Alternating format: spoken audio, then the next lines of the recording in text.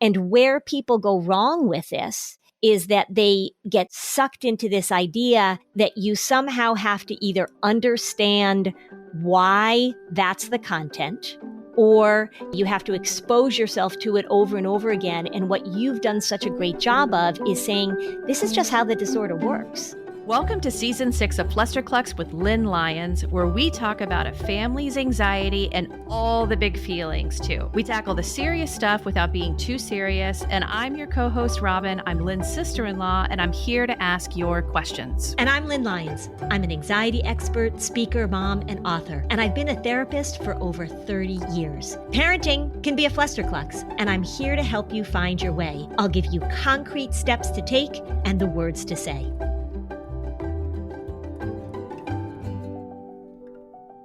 Robin, this is a momentous occasion because we have been doing this podcast for years and we've never had a guest on before. We've never had a guest. Yeah, it only seems appropriate that the first guest that we are having is my pal and co-author and brilliant therapist, Dr. Reid Wilson, coming from officially Chapel Hill. So thanks for coming on and being our very first guest. Of course, my honor. Tell our audience a little bit of Reid's esteemed background, too.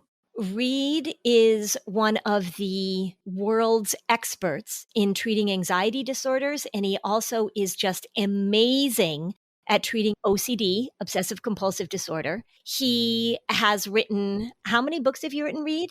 6. 6 books. All self-help. All self-help books. 2 of them were with me, and 4 of them he did by himself, which was good for him.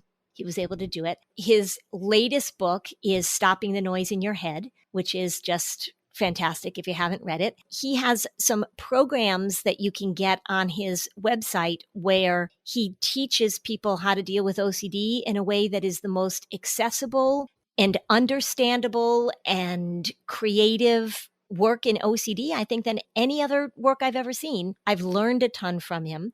He's just awesome. We also are celebrating the 10th anniversary of the book that you co-wrote together, which is Anxious Kids and Anxious Parents. And that was your first collaboration. So what is the backstory, Reid, of how you and Lynn crossed paths and decided to write the book together? I think that we met in 2010. Does that sound about right? 2007. 2007.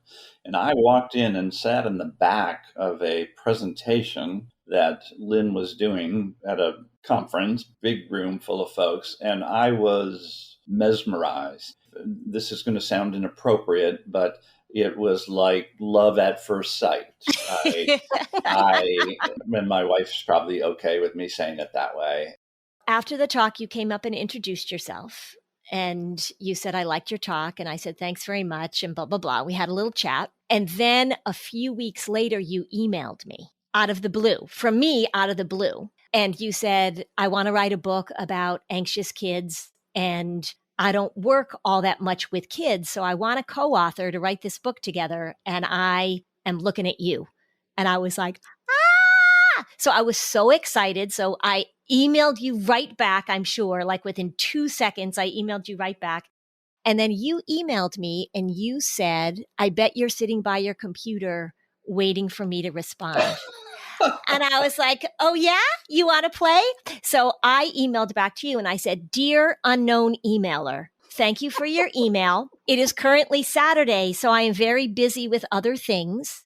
And I will get back to you when I am not as occupied with my own life. And I was like, should I send this? And I thought, screw it, I'm going to send it. I hit send, boom. And then you emailed me right back and you said, I knew I was talking to the right person. And then you and I just became friends. We were so compatible. It took us 4 years to write the 2 books together because we wrote Playing with Anxiety together too. Hugely impactful for me. Just a brilliant experience to do that. And I feel quite proud of what we've accomplished. I feel quite proud of it too. When you think of what your mission as clinicians to include in Anxious Kids, Anxious Parents, what do you think you were contributing originally to the conversation? Because I think that it was somewhat groundbreaking. I can say my side because what I have had experienced over the years was parents asking me to see little Johnny and to fix him.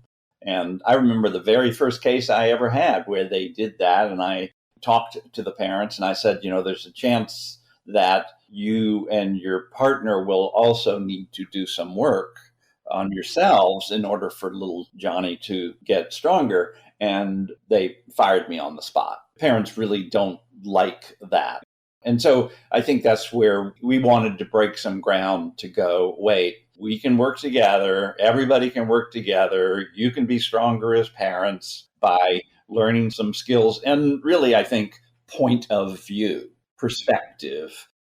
I think that's what we were trying to do is like at the end of this book for you to, it's a relatively long book, but there's like 4 or 5 things that you need to remember about the book, and then you can push forward. So that's where we were going. I don't know how groundbreaking it was, but it sure felt important. You and I both came at it from the perspective that it was a top-down problem, and we really wanted to give parents the information that they needed. But we were coming up with the title, right? We wanted to call it Anxious Kids, Anxious Parents. There was a little bit of like, oh, do we really want to say to the parents that they're anxious too? And Reid and I were like, yes, we really do. We really do. And it's interesting because our book has been published in other languages. Oftentimes they take that out of the title because they don't want the parents to feel as if we're pointing the finger at them. But since that book came out 10 years ago, there's been a lot of talk and a lot of work and a lot of programs introduced that really say you got to work with the parents. And I hear this revolutionary new way of treating anxiety is that you work with the parents. Reid and I were talking about that in 2007. Yeah, you're talking about Yale's program of coming out space, right? It's like where they almost totally talk to the parents and not work with the kids and stuff. Yeah, that's all they do. They have a lot of good data behind it. It's a great approach. But in 2007, Reid and I were like, let's make sure the parents have this information. Yeah, I would also add one thing around the kids, which is we didn't feel like, okay, we want to write this book, to teach these skills to the parents, and then expect that they can really do all of that on their own with their kids. So that's why we had the Playing with Anxiety book for the kids to really help the parents move along with it all by talking to the kids in a way that they could relate to. We used the voice of a 14-year-old girl who had anxiety and her younger brother who had some trouble. That was why we combined these 2 books. Yeah, because it was really all about a family perspective. Do you feel like since you all have published the book and you experienced a bit of pushback, do you see progress where more and more parents are willing to step in and be a part of the therapy and acknowledge their role? Do you feel like we're making progress? Yeah, because I think that one of the things that Reid and I both felt when we were writing this book, and I certainly feel it in my clinical work, is, and I do hear it now, it continues to astound me how often clinicians keep the parents out of the treatment. And I have never met a parent who has said, I don't want to know anything about what you're doing with my kid. I do meet a lot of parents that say, well, the therapist told me that I'm not allowed to be in the sessions, or that it's important for my child to have this private time and that I don't need to know what's going on in the therapy room. Now, maybe if you're 15, but not if you're 6. Even though it felt like we were talking to the parents in a way that people were like, oh, you're telling the parents they're anxious? In my day-to-day work, in my presentations, in my clinical work, the parents are desperate for guidance and information. They want somebody to say, do this, don't do this. And this is a family thing. The desire for parents to be included has always been there. It's just that I think that our field was sort of selling them this idea that it needed to be separate. And I just don't agree with that. I mean, you hear me say that all the time. I don't agree with that at all, at all, at all. Amen. And, even if I'm working with a kid independently, again, if they're not teenagers, by the end of the session, I'll invite the parents in. I'll ask the child to talk to the parents about what they understood about the session. And that is the model that we should be using, minimally that. Mm-hmm. I do think it does help to have one-on-one with the child often to make that connection and try to explain things to them and so forth, and not have the parents in the room, but at least bring them in, break through that fourth wall, we might say, pull back on the curtain and let the parents in on what's going on, and then ask them to email me about how it's going and We have all kinds of assignments that we want to hear from them next time we see them. Yeah. One of the things I think that Reid and I have in common is that therapy for anxiety, for OCD, is an active process. And so we're always trying to make sure, and the analogy I use is you're teaching your kid how to play violin. You wouldn't say, well, we're only going to play the violin for the half an hour that you have your lesson every week. And that's something that Reid is fantastic at. It's an active process. It's about doing. And that's the key to this, is that you can't just meet with somebody and talk about what's going on and not have practice in between. The other rule that I think we break is in session 1, I just get to work with what needs to be done. And I don't take an extensive history and I don't do any of that. It's like, what's your chief complaint? What is it you need to work on? And let's get going, so that at the end of session 1, if I can do it, they have a homework assignment for session 2. Let's jump in and go. And I think that really breaks some of the rules that have been long established in psychotherapy, and we don't care. It continues to be. I hear people say, like, well, I do a 4-session assessment. 4 sessions? Reid, what can you get done in 4 sessions? Oh my, right? Yeah. By session 4, we might already be spacing out. Yeah, right. Because they know what they need to be doing and they don't need to be coming in weekly. And we have a way of checking in, and let's get going. Yeah, let's get going. There are a few people who have been instrumental in my career and how I think. I talk about Michael Yapko all the time. I think that his foundation that he gave me was one of the reasons why Reid and I were so compatible. But Reid has been one of the biggest influences on the way I think, on the way I practice. And when we were writing these books together, I think we talked every day. I don't know that there was a day that we didn't talk. So in terms of his brilliance and his impact and just his role in my life as such a friend, it's just amazing. Yeah, I'm so grateful for you, Dr. Wilson. Thank you. I'm glad to see that my student has exceeded me. That's what I live for. I have not exceeded you.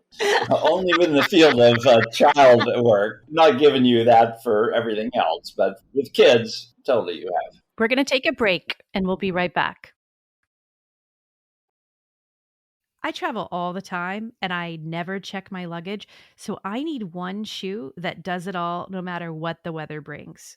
Yeah, like the real challenge when you keep landing in hurricanes everywhere you go. It's so true. It's been a trend this year. It has been. But the secret to a stress-free outing, my Vessies have been the heroes of my travels, keeping my feet dry. If you haven't met Vessi yet, imagine shoes that can handle anything from spilt milk to a sudden shower to a tropical storm. I love that they are lightweight and waterproof. So hey, Flustercluckers, are you planning any fun trips or just running around like usual? Either way, you've got to check out Vessi shoes. So go to vessi.com/fluster. That's VESSI.com/fluster and enter code FLUSTER at checkout to receive your 15% discount. Plus, they've got free shipping to a bunch of places. Score your new mom life essentials with 15% off by going to vessi.com/fluster using our code at checkout. Hey everybody, this is Robin at Flusterclux. When Lynn and I are not having a great time recording our podcast on the weekends, I have a day job. I have a travel magazine for families. So if you're thinking about a 2023 family vacation, don't plan anything without reading our guides to the best Disney hotels, the best way to get a Disney guide for less, and everything you need to know about booking a Disney cruise. Lux Recess has been since 2014 the go-to place for parents to read about luxury travel with honest reviews written for parents by parents. Check it out. The links are in the show notes for our best guides to Florida travel for your spring break in 2023. That's luxrecess.com, LuxeRecess.com.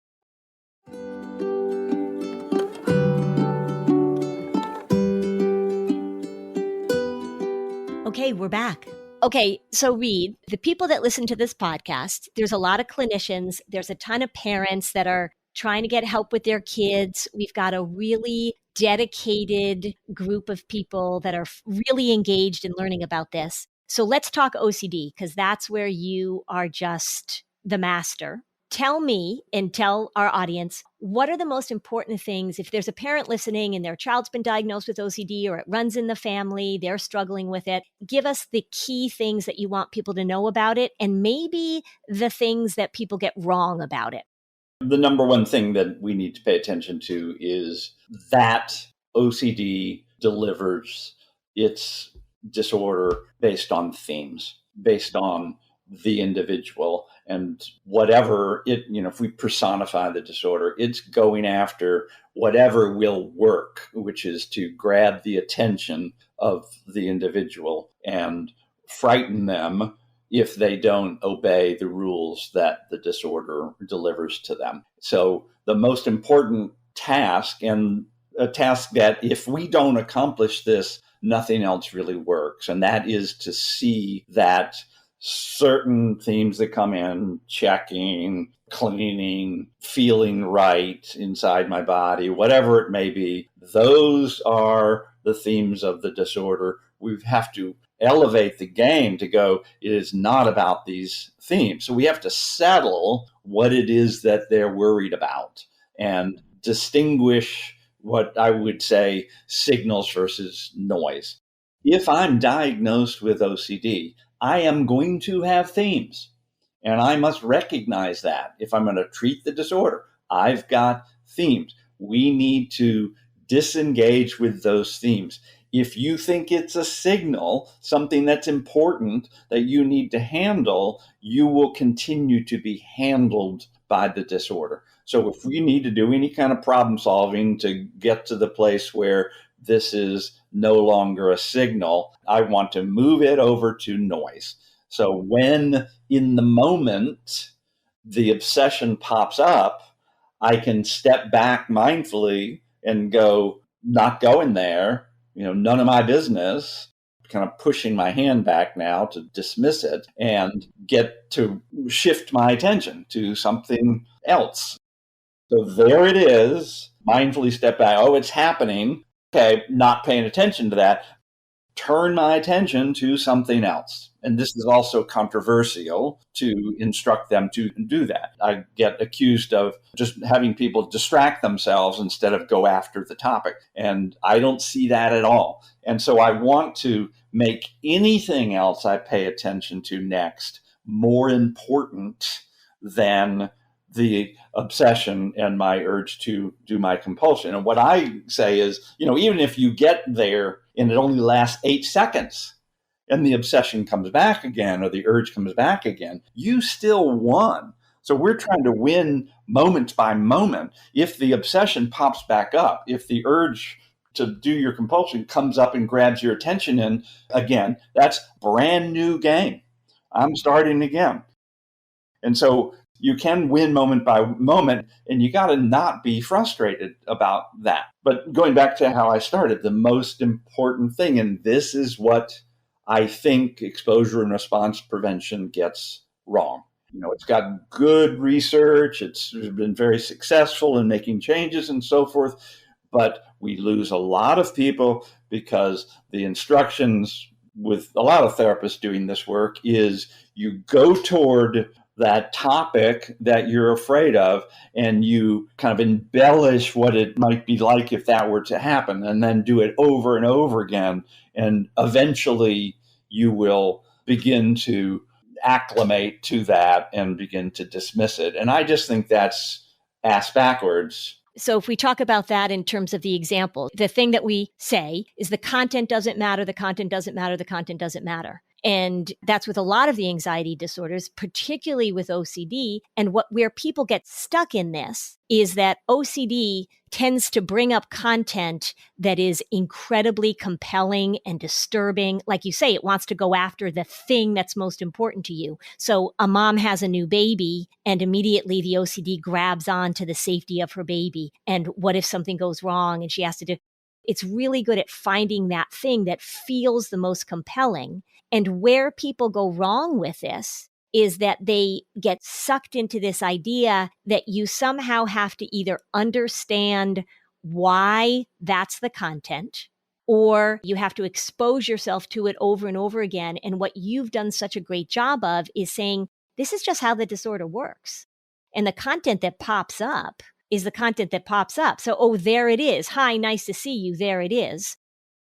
I remember you and I talking about this. We were on a walk somewhere. This idea that sometimes therapists say, well, it could happen, right? So you have this fear, this obsessional thought that maybe you'll kill your kid, or maybe you'll scream out a horrible word during a important business meeting. And some people will say, yeah, well, that you just have to live with the possibility, right? Yeah, and there's the sentence, maybe I'm a pedophile, maybe I'm not a pedophile. I can handle uncertainty. Seems nuts to me. Who in their right mind would want to accept that I might kill my child, or that bump I felt in the road is someone I hit and got knocked into the high grass and will be dead by morning and it'll be my fault? Who in their right mind would accept that? But we're asking these people who are terribly vulnerable to this fear to accept that.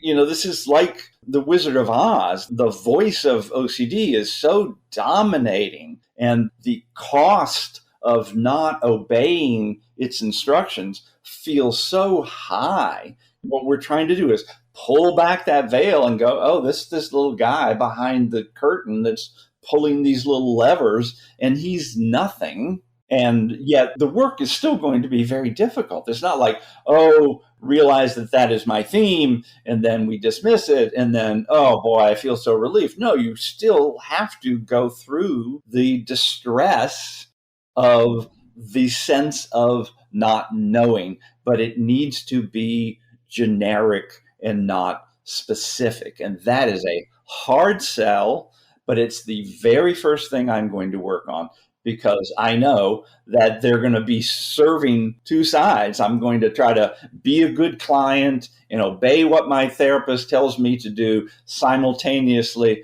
Oh, I'm praying to God that nothing bad happens. Right. And maybe if I could just do this compulsion, it is going to make me feel better in the short term. And what's the harm, right? I might as well just do it and get it over with. So, okay, so I'm stressing out about germs. And so what's the harm of just going and washing my hands again, right? I might as well just go do that to get rid of this. And that's where people get stuck. So that's where the hard work is.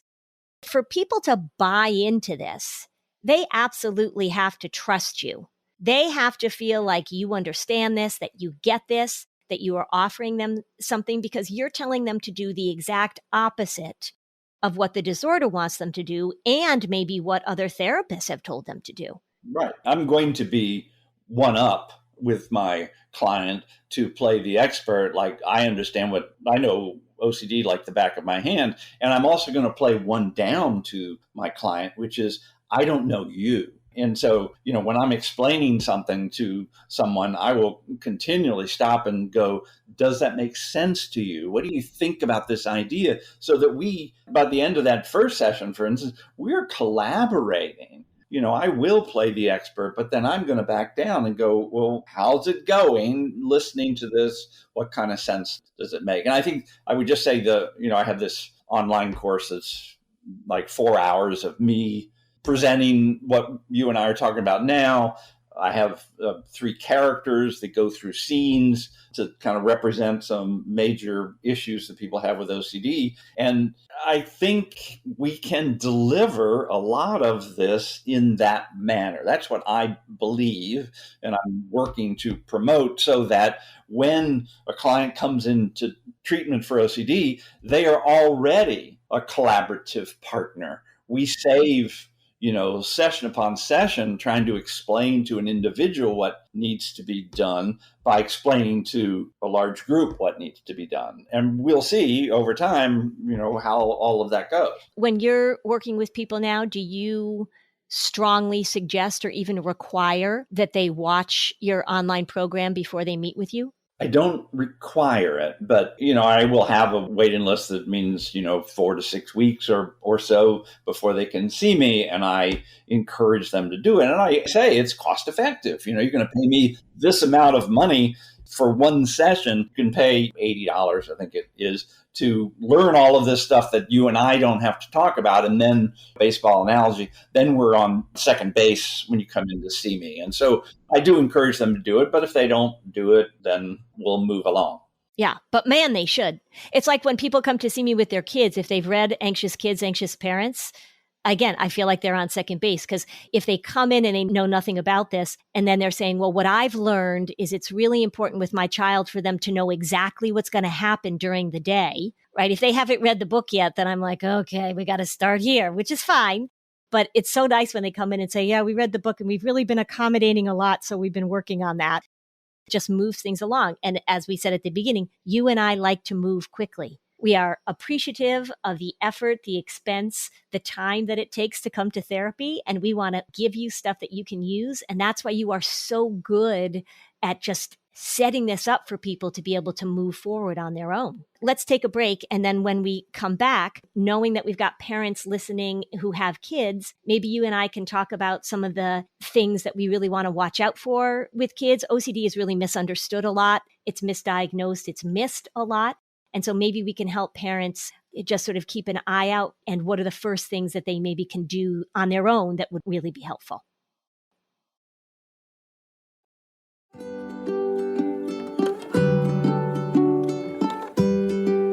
Okay, so now back to the show. The thing about OCD when it shows up, and the word I use a lot, which some people have given me a hard time about, but I don't care, is that it can look kind of weird. Kids are doing things and adults do things that are weird. You start seeing behaviors, you start seeing repetitive things that kids are doing. They become more and more rigid and more intractable about the way things need to be done, or things that need to happen before they leave the house, for example. You might see it with food, you might see it with clothing, you might see it with certain rituals and behaviors that have to happen at bedtime with kids. So a child might have a 2-hour ritual that they have to go through at night.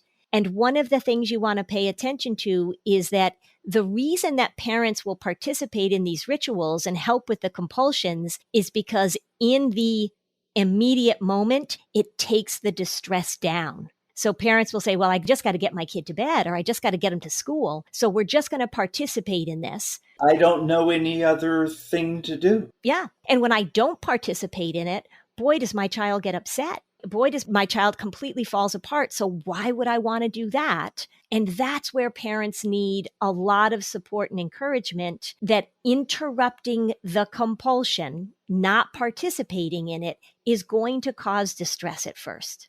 If you were talking to a family, Reid, at this place, right, you're talking to the parents and it's going to cause them distress, what would be the language you would use with these parents to give them the confidence or the support that they need in order to do this hard work? Because it is really hard work.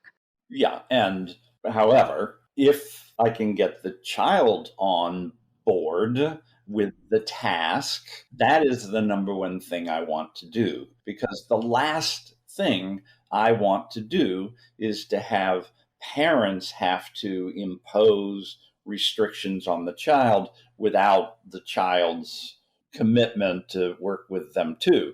If the child understand what's going on, we can start, having a negotiated settlement about, let's make a small change in your action. And that's what I want to shoot for. So if I've got a pattern as a child of a ritual before I go to bed, as the therapist, I tend to look for, can we add something to the ritual? Seems nuts to do that, right? It's so much easier to add something than to take something away. Kids are really scared about that. But if I can get the child before she starts going up 2 steps at a time and then 1 step backwards, if I can ask them to add something like do a pirouette on the stair and then go up. If I can engage them like that, which again sounds nuts, but we've just created a new pattern. And it's much easier to change a pattern that's only 1 week old than it is to change a pattern that's 3 years old. So I want to start there, and I want the child to explain to the parents why they're trying to do that if we can. Now, you're going to get kids, of course, who are resistant to all of that. And so that's the most difficult part that we have. And I think in essence, talking to the parents, where I want them to get to is to say, we understand your distress. I'm so sorry you're feeling scared and hurt.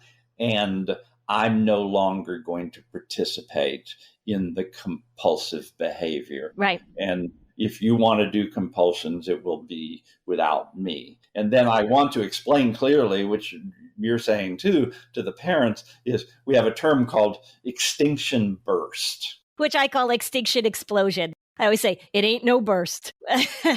Yeah. And what that means is kids do not want to change the pattern. And so when the parents come in and say, we are going to change our participation in the pattern, the kids go berserk, and become hysterical and throw tantrums, and they don't sleep all night and so forth. And that's what you're referring to in terms of we need to prepare the parents. Well, and I think that one of the things that definitely I learned from you and that I hear all the time is that if we're going to do exposure therapy, the term I use is front loading.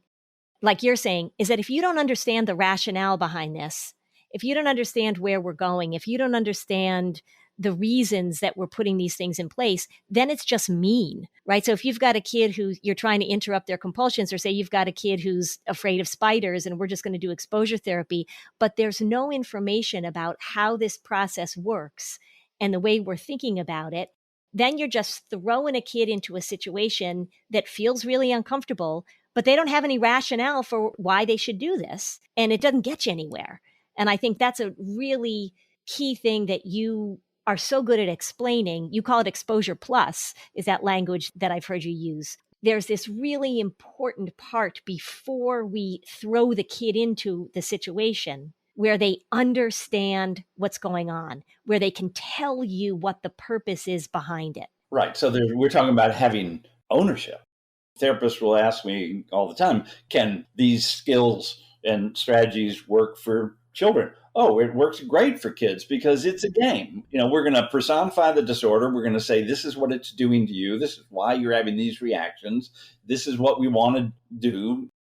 It wants you to make sure you're certain about things. What's the opposite of being sure? We talk about that. And then I'm going to go after that because I want to kick OCD's butt. I want to take it on. I want to score points. And I'll use a token economy. I'll have reward system that parents give kids if they have the tick marks on the refrigerator chart that shows how many times they did what we were talking to them to do. I have no problem with giving rewards because kids are not going to simply work for the rewards. Even if they do in the beginning, they're going to get some results and then they're going to say, oh, this is possible, right? We want to have them start winning, but just start winning very small things. I mean, to put that pirouette in the middle of the taking 3 steps at a time is a small victory. And then we just embellish that and keep moving. All right. So let me ask you this.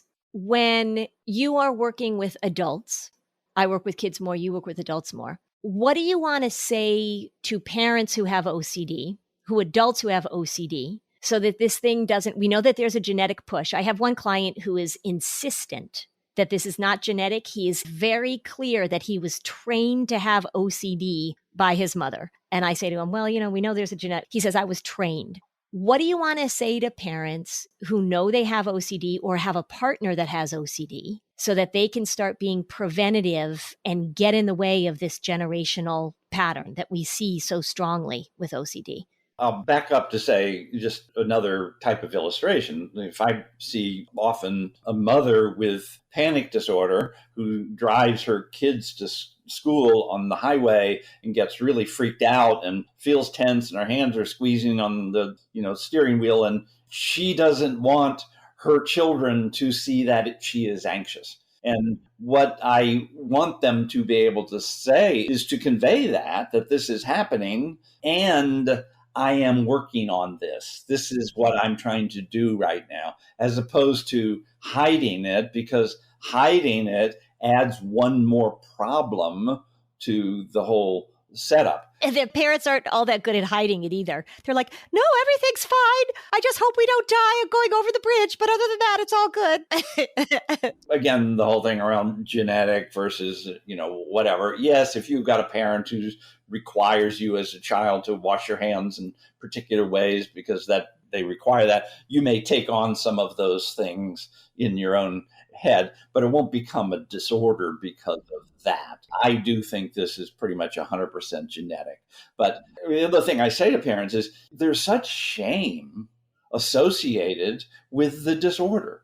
You don't want your child at between 17 and 23, which is the most likely age that somebody will get the disorder. You don't want them to have this bizarre set of thoughts that feel so shameful that they can't tell anybody about it and then suffer, and then hope that there's some discovery. You want to be open about this tendency that might show up in your life and that you have to push through the sense of shame, and there are strategies to help you get better. So any parent who really hears what I am saying will buy into the idea of I need to be more open and transparent about what's happening and that I am being courageous to take it on. You want that too. I certainly want that too, because you want kids to understand that even though it's really difficult, it is possible to get stronger and it takes effort. And you can probably see the effort that I'm going through to do this. And I'm going to do everything I can to win this battle against this disorder. It's the same like if we talk about with addiction, right? There's so much alcoholism in my family on both sides, my husband and I, and we've been very open with our kids about the choices that we make and being aware of it. And we are very clear that this is something that runs in our family. I think that openness, I love the way you say that, because if a family has never talked about it and then suddenly a 15-year-old is having these bizarre, intrusive thoughts and they don't know what to do with them, very different than if they start having these thoughts and they're like, oh yeah, okay, so I know what this thing is. Immediately, it takes away the shame and then they'll get help and people will know what it is. You may see this often, is that people go for years and years and years and years not really knowing what this thing is and trying to figure it out on their own, keeping it a secret, and it runs their lives. And then I wonder how much relief people must feel when they come to see you. It happens with me too, where you're like, yeah, this is how this thing works. I know this thing. This is what it does. It's the same for you as it is for everybody else. The content doesn't matter. Let's get to work. I mean, what an absolute sense of relief.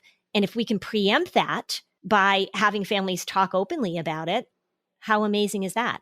Yeah, and I think the other angle here is if we talk about adults, they've gone through 2 or 3 or 4 therapists to work on their OCD and they have failed at it. And once you try and fail so much, it's very difficult to go and try again. So part of what I try to do, and I think you probably do too, is to say, this is different. It is not more of the same. I operate differently. I take a different approach, and that gives them some hope. That's really what we want. Oh, well, there is an alternative to what I've been doing, including there is a part of myself that I've not brought forward before to address this disorder that I'm now going to bring forward. That gives me a sense of possibility and hope. So neither you nor I have any problem with being perceived as an outlier or different than other therapists, and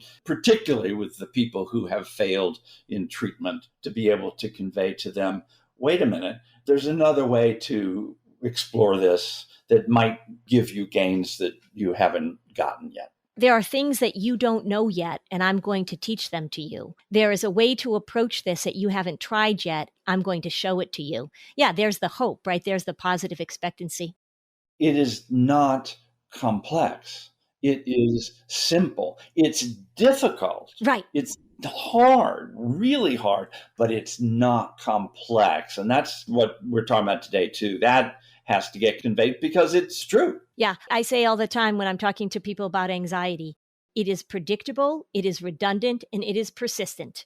And once we recognize those things, the wish, the desire that people have is that they're going to come to see somebody like you or me, and we're going to make this thing go away.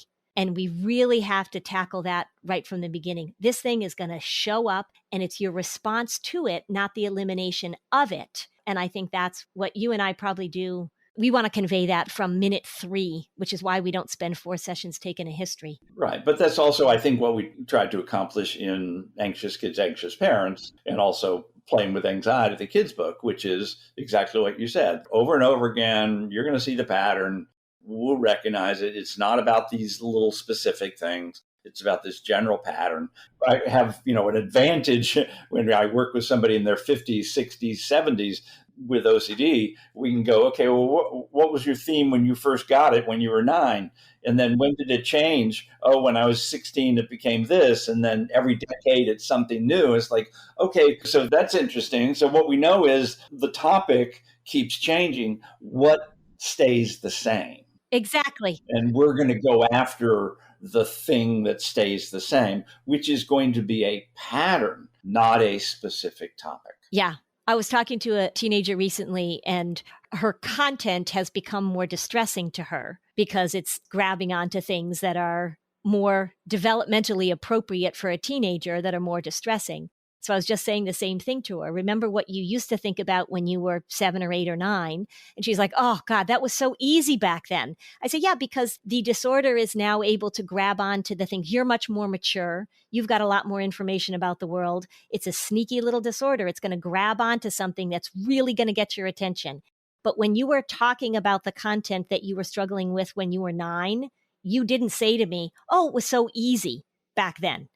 That it's the same thing over and over and over again is such an important message for people to get. Because this girl said it's getting worse because the content feels more significant to her. It's just different content. Yeah, and just you wait, because if you start intervening and feeling like you're winning, then it's possible that it's going to double down and give you 5 more things that you never thought about before. So it's not just sneaky, it's powerfully manipulative and almost punishing if you don't obey. And so you have to expect that too. I just want to be very clear where people can get your OCD program. I know it's on your website, anxieties.com. That program to me, like you say, it is so incredibly cost effective for you to listen to this, for you to get this. If you have a partner who's got OCD, this should be mandatory family viewing. What else do you want to tell people about this program? First is to say anxieties.com is primarily a free self-help site. And we've got some of these larger packages because it serves people well. But you can go on anxieties.com and find self-help stuff on OCD, and it's pages and pages of approaches that you can start thinking about and actually tactics you can use. But I have 2 of these courses, one for people with anxiety disorders and worry and so forth, called Stop Worrying. And then this one's called Stopping the Noise in Your Head, or OCD in the 6-Moment Game. And you'll just see it on the tab across the top. It'll just say self-help courses, and that drop down will just have those 2 there, and you can look at them. But I've also got a YouTube page, and you'll see all these clips that I have that they're 4 or 5 minutes long. They're free. It's interesting that most people who come in and want to see me have watched all those free videos. It's like, I've seen everything. I've heard your voice. That's what to know about all that stuff. Young people that come in, I'll say, come here, we're going to sit down. We're going to watch this. I mean, I've watched your videos so many times too. You make this scary, overwhelming, seemingly complicated thing so manageable and so digestible for people. It really is amazing what you do. I think you're amazing. So thank you for being here. Thank you for being our first guest. You will always have that position now, Reid. You will always be the first guest on Flusterclux. Well, thanks for having me. Great fun to talk to you, and good to see you, because everybody else is hearing us, so we're looking at each other. And I'm in North Carolina, and you're up there in New Hampshire, so great. I know. All right. Well, I hope we see each other soon, because it's been too long. That would be nice. Okay. And thanks, Robin. Thank you, Reid. Thanks for listening. And if you found this podcast helpful, please give us a 5-star review on Apple Podcasts. It helps other people find this information. And if you'd like to dig deeper on any of these topics, we have specialized playlists on our Spotify profile, and the link is in the show notes. Topics like teens, depression, and OCD. Bye, Lynn. Bye, Robin. If you like this show, there's a decent chance you'll also enjoy the Shameless Mom Academy. Hi, I'm Sarah Dean, the founder and host of the Shameless Mom Academy. The Shameless Mom Academy is a podcast for moms that centers moms more than it centers your kids. I'm not going to teach you how to make baby food or how to make your 3-year-old or 13-year-old stop having tantrums. Instead, I'm going to bring you back to yourself. For the last 20 years, I've been helping moms through growth and transformation. Inside the Shameless Mom Academy, I help you identify who you are and who you are becoming. Look, motherhood is hard. It brought me to my knees many times and sometimes still does. Returning to who I am and who I am becoming allows me to decide how to show up in all those sticky motherhood moments, but also in all my other relationships and in all the ways I show up in my various communities. So come check out the Shameless Mom Academy wherever you listen to podcasts. I'm willing to bet you'll leave feeling a little inspired and maybe even completely fired up. And you'll probably laugh a few times because I promise we never take ourselves too seriously over here. With 700 episodes to choose from, you're likely going to find something that sparks and speaks to you inside the Shameless Mom Academy.